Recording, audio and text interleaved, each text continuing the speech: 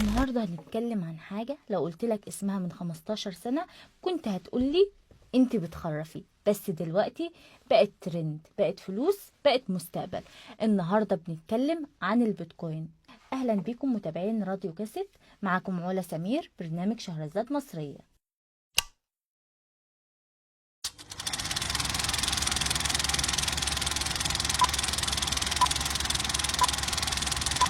راديو كاسيت. ايه هو البيتكوين؟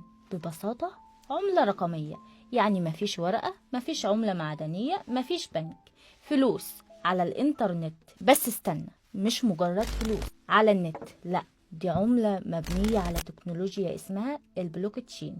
ودي تكنولوجيا بتسجل كل معاملة بتحصل في سجل كبير مفتوح والكل شايفه، بس محدش يقدر يغيره.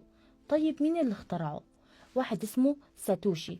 بس المفاجأة محدش يعرف هو مين. هو شخص، مجموعة، هاكر، حكومة، الله أعلم. بس اللي عمله غير شكل الاقتصاد للأبد. سنة 2010 بيتزا اتباعت ب10,000 بيتكوين. عارف ال10,000 دول كانوا يساووا كام في 2021؟ أكتر من $500,000,000. يعني أغلى بيتزا في تاريخ البشرية حرفيا. طيب نشتري، نبيع، ولا نجري؟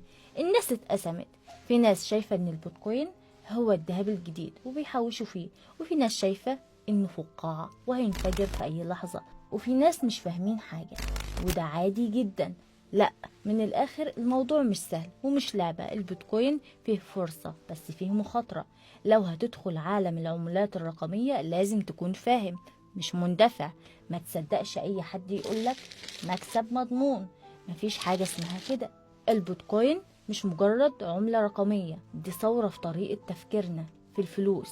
وسواء كنت مؤمن بيها او لا، مفيش مفر من انك تفهمها، لانها موجودة وبتكبر ويمكن تكون هي المستقبل. قولي بقى، لو معاك 1 بيتكوين دلوقتي هتعمل به ايه؟